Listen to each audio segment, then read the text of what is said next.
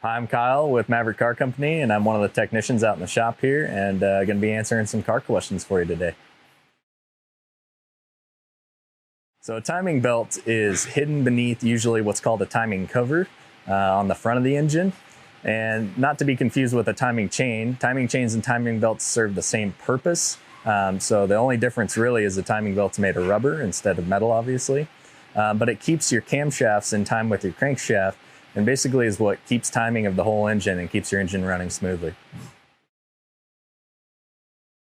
So a timing belt is different than a serpentine belt in the sense that a serpentine belt's on the outside of your engine, driving the accessory options, so your power steering, your alternator, and a timing belt is purely just keeping your camshafts in time with your crankshaft, and it's usually hidden behind that timing cover that we talked about.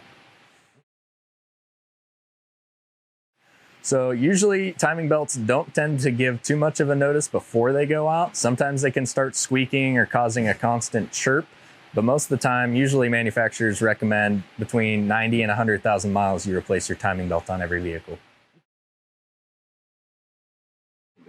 So a timing belt's a little more time involved, a little more difficult.